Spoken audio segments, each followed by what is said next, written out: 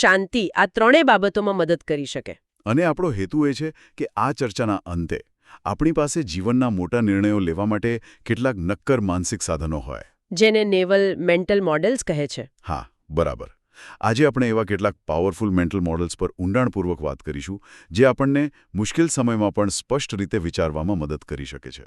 ચાલો તો શરૂ કરીએ. સૌથી પહેલો અને કદાચ સૌથી વિવાદાસ્પદ વિચાર જે સ્ત્રોતમાં આવે છે તે છે નાણાકીય સ્વતંત્રતા વિશે. નેવલ સ્પષ્ટપણે કહે છે કે જો તમે કોઈ વ્યવસાયના માલિક નથી તો તમે ક્યારેય સાચા અર્થમાં શ્રીમંત નહીં બની શકો. આ સાંભળવામાં થોડું કડવું લાગે છે, ખરું ને? હા, અને આ સાંભળીને ઘણાને લાગશે કે શું નોકરી કરવી એ ખોટું છે? પણ નેવલનો મુદ્દો નોકરીની વિરુદ્ધ નથી. ઓકે. પણ સમય વેચવાની વિરુદ્ધ છે. જ્યાં સુધી તમારી આવક તમારા કામના કલાકો સાથે સીધી રીતે જોડાયેલી છે, ત્યાં સુધી તમે એક મર્યાદામાં બંધાયેલા છો. તમે દિવસમાં 24 કલાકથી વધુ કામ કરી જ ન શકો. એટલે કે તમે તમારો સમય ભાડે આપી રહ્યા છો. બરાબર, એકદમ બરાબર. સાચી સંપત્તિ ત્યારે બને છે જ્યારે તમે એવી સિસ્ટમ અથવા એવો વ્યવસાય બનાવો જે તમારા વગર પણ પૈસા કમાઈ શકે. જ્યારે તમે સૂતા હોવ, વેકેશન પર હોવ, ત્યારે પણ. હા, બિલકુલ. તમારી બનાવેલી સિસ્ટમ તમારા માટે કામ કરતી હોય. આ માલિકીનો વિચાર છે. પછી તે કોઈ બિઝનેસમાં નાનો હિસ્સો હોય, સ્ટોક માર્કેટમાં રોકાણ હોય કે પછી કોઈ ડિજિટલ પ્રોડક્ટ હોય. આના પરથી એક બીજો બહુ જ રસપ્રદ વિચાર સામે આવે છે. નેવલ કહે છે કે પૈસા કમાવવા એ કોઈ કામ નથી, પણ એ એક કૌશલ્ય છે, એક સ્કિલ છે જે શીખી શકાય છે. આ વિચાર તો આખી ગેમ જ બદલી નાખે છે. એકદમ સાચી વાત. સ્ત્રોતમાં જુઓ, તે એક દાવો કરે છે કે જો તેમને શૂન્યમાંથી શરૂ કરીને કોઈ પણ અંગ્રેજી બોલતા દેશની શેરીમાં છોડી દેવામાં આવે તો 5 થી 10 વર્ષમાં તેઓ ફરીથી એટલા જ ધનવાન બની જશે. વાહ! કારણ કે તેમની પાસે બેંક બેલેન્સ નથી, પણ એ બેલેન્સ બનાવવાની કળા છે. સંપત્તિ એ પૈસા નથી, પણ એ સિસ્ટમ બનાવવાનું જ્ઞાન છે જે પૈસા પેદા કરે છે. તો પછી આ જાદુઈ કૌશલ્ય કયું છે? સ્ત્રોત કહે છે કે દુનિયામાં 2 જ પ્રકારની શક્તિઓ છે, બનાવવાની અને વેચવાની. હા, આને આ રીતે સમજી શકાય. તમે કાં તો એન્જિનિયર, કોડર કે લેખક બની શકો છો જે દુનિયાને જોઈતી કોઈ નવી વસ્તુ બનાવે. અથવા તો તમે એવા માર્કેટર કે સેલ્સ પર્સન બની શકો છો જે એ બનેલી વસ્તુને દુનિયાના ખૂણે ખૂણે પહોંચાડે. બરાબર. આ બંને ઉચ્ચ આવક કુશળતા છે. પણ ખરી જાદુઈ શક્તિ ત્યારે આવે છે જ્યારે આ બંને ભેડા થાય. નેવલ કહે છે કે જે વ્યક્તિ બનાવી પણ શકે અને વેચી પણ શકે, તે સમાજમાં એક અટકાવી ન શકાય તેવી શક્તિ બની જાય છે. સ્ટીવ જોબ્સ એનું ઉત્તમ ઉદાહરણ છે. સાચી વાત. તે એક શ્રેષ્ઠ પ્રોડક્ટની કલ્પના પણ કરી શકતા હતા અને તેને દુનિયા સમક્ષ વેચી પણ શકતા હતા. બિલકુલ. અને જો તમે જાતે ન બનાવી શકતા હો તો બનાવનારા લોકો સાથે કામ કરો. જો તમે જાતે ન વેચી શકતા હો તો વેચનારા લોકો સાથે. મુદ્દો એ છે કે આ બંને શક્તિઓનો લાભ ઉઠાવો. ઠીક છે, કુશળતા તો વિકસાવી લીધી, પણ નેવલ કહે છે કે માત્ર કુશળતા પૂરતી નથી. તમારી પાસે યોગ્ય માનસિકતા અને સ્પષ્ટ વિચારસરણી હોવી પણ જરૂરી છે. હા. અહીં તે શેરબજારનું ઉદાહરણ આપે છે, જ્યાં સૌથી હોશિયાર લોકો પણ ખોટા સમયે ખોટા નિર્ણયો લઈને પૈસા ગુમાવે છે. કારણ કે બજારમાં તર્ક કરતાં લાગણીઓ વધુ કામ કરે છે. લોભ અને ડર. જે બધા લોકો કોઈ એક શેર પાછળ પાગલ થઈ રહ્યા હોય ત્યારે લોભમાં આવીને રોકાણ કરવું સહેલું છે, અને જ્યારે બજાર તૂટી રહ્યું હોય ત્યારે ડરમાં આવીને બધું વેચી દેવું પણ સહેલું છે. સ્પષ્ટ વિચારક એ છે જે આ બંને લાગણીઓથી ઉપર ઉઠીને નિર્ણય લઈ શકે.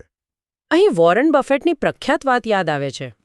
જ્યારે બીજાઓ લોભી હોય ત્યારે ડરો, અને જ્યારે બીજાઓ ડરતા હોય ત્યારે લોભી બનો.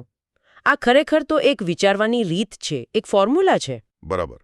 નેવલ આવી અનેક ફોર્મ્યુલાની વાત કરે છે જેને તે મેન્ટલ મોડલ્સ કહે છે. આ એવા સાધનો છે જે આપણને ભાવનાઓમાં તણાયા વગર સાચા નિર્ણયો લેવામાં મદદ કરે છે. પણ એ પહેલાં સ્પષ્ટ વિચારસરણી વિશે એક વધુ વાત. સ્માર્ટ હોવું અને સ્પષ્ટ વિચારક હોવું એ 2 અલગ વસ્તુઓ છે. હા, અહીંયા જ વાત રસપ્રદ બને છે. આ મુદ્દો મને બહુ રસપ્રદ લાગ્યો. સામાન્ય રીતે આપણે માનીએ છીએ કે જે સ્માર્ટ છે તે સ્પષ્ટ રીતે વિચારી જ શકે છે, પણ નેવલ કહે છે કે એવું નથી. બિલકુલ નથી.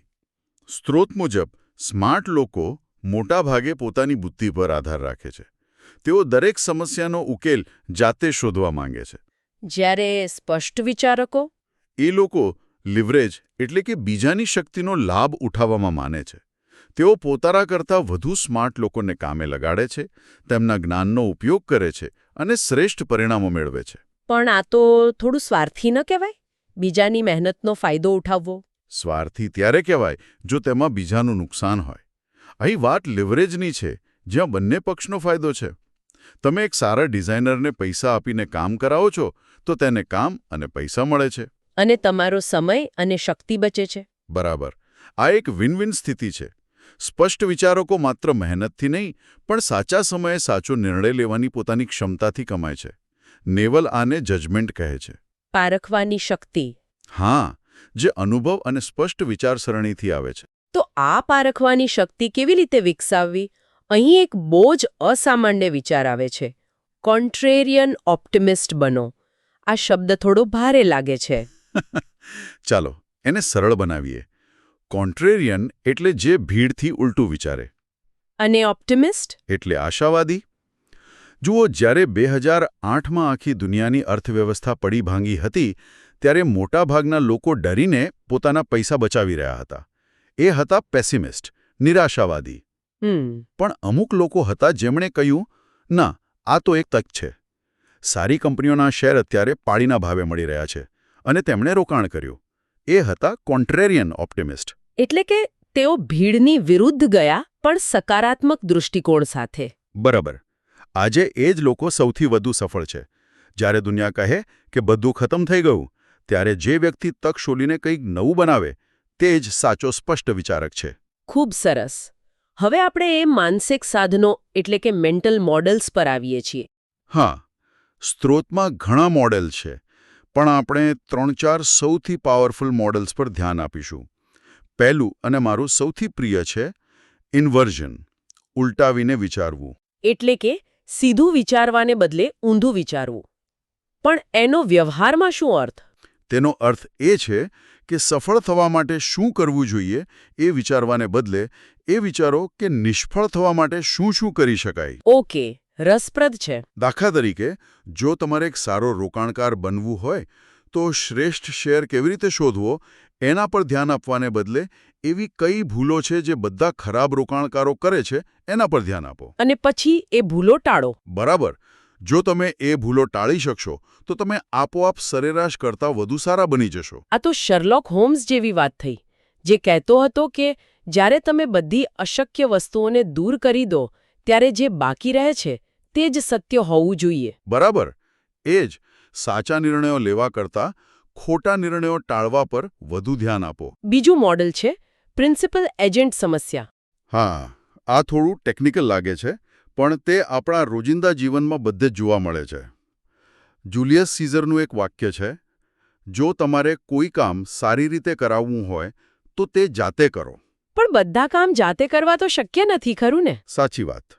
અહીં પ્રિન્સિપલ એટલે તમે જે કામ કરાવવા માંગે છે, અને એજન્ટ એટલે એ વ્યક્તિ જે તમારા માટે કામ કરી રહી છે.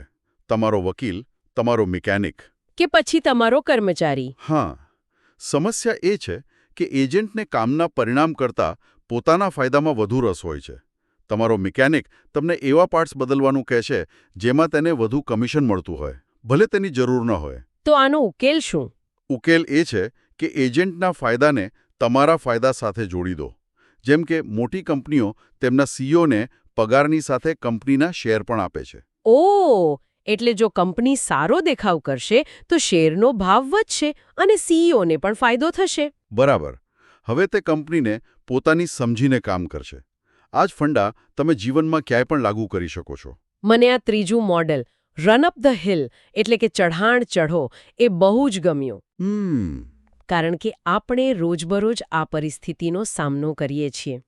નેવલ કહે છે કે જ્યારે તમારી પાસે 2 વિકલ્પો હોય તો હંમેશા એ વિકલ્પ પસંદ કરો જે ટૂંકા ગાળામાં વધુ મુશ્કેલ કે પીડાદાયક હોય. આપણું મગજ હંમેશા સરળ રસ્તો શોધે છે.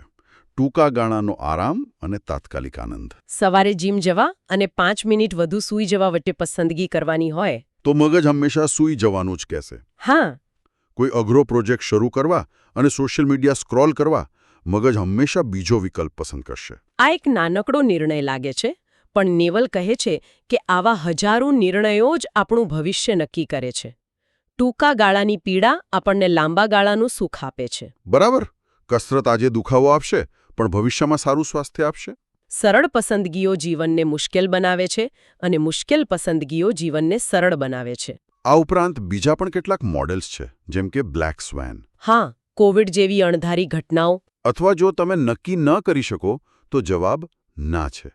મતલબ કે મોટા નિર્ણયોમાં જો 100% ખાતરી ન હોય તો આગળ વધવું નહીં. તો આ બધી કુશળતા, આટલી બધી સ્પષ્ટ વિચારસરણી અને આટલા બધા મેન્ટલ મોડલ્સ, આ બધું આપણને ક્યાં લઈ જાય છે?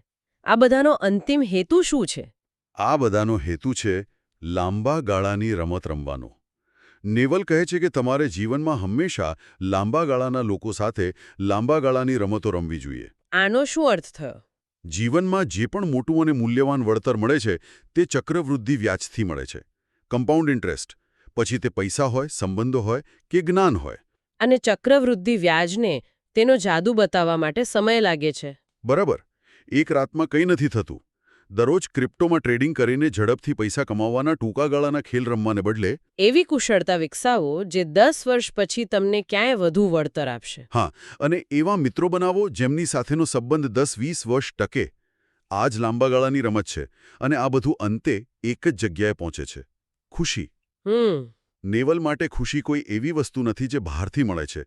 તે કોઈ મંજિલ નથી. ખુશી એક કૌશલ્ય છે જે શીખી અને વિકસાવી શકાય છે. રાખીએ છીએ કે જ્યારે મારી પાસે પહેલા જેટલા પૈસા હશે ત્યારે હું ખુશ થઈશ, અથવા જ્યારે મને પ્રમોશન મળશે. બરાબર. પણ સ્ત્રોત સ્પષ્ટપણે કહે છે કે ખુશી બહારની કોઈ વસ્તુ પર આધારિત નથી. પૈસા, સફળતા, આ બધું ખુશીમાં થોડો ફાળો આપી શકે છે, પણ તે ખુશીનો પાયો નથી. ખુશીનો પાયો આપણી આદતો છે. હા, જો તમારી દૈનિક આદતો, તમે શું ખાઓ છો, શું વિચારો છો, કોની સાથે સમય વિતાવો છો, એ ખરાબ છે, તો દુનિયાની કોઈ પણ સફળતા તમને લાંબા ગાળે ખુશ નહીં રાખી શકે. તો ખુશ રહેવાની આદતો કઈ છે? સ્ત્રોત મુજબ દરરોજ કસરત કરવી, કંઈક નવું શીખવું, વર્તમાન ક્ષણમાં જીવવું અને સૌથી અગત્યનું, બીજાઓ સાથે પોતાની સરખામણી કરવાનું બંધ કરવું. હા, જે ક્ષણે તમે કોઈની સાથે તમારી જાતને સરખાવો છો તે જ ક્ષણે તમારી ખુશીનો અંત આવી જાય છે. કારણ કે હંમેશા કોઈક એવું હશે જે તમારી કરતાં વધુ સુંદર, વધુ ધનવાન કે વધુ સફળ હશે. ખુશી એક આંતરિક રમત છે. અને અંતમાં નેવલની એક ખૂબ જ વિનમ્ર વાત, જે આટલું બધું જ જ્ઞાન આપ્યા પછી પણ આપણને જમીન પર રાખે છે.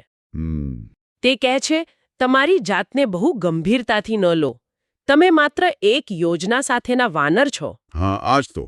આ સાંભળીને બધો અહંકાર ઓગળી જાય છે, અને એ યાદ અપાવે છે કે જીવન માત્ર પૈસા કમાવવા કે સફળ થવા માટે નથી, પણ આ સફળને માણવા માટે પણ છે.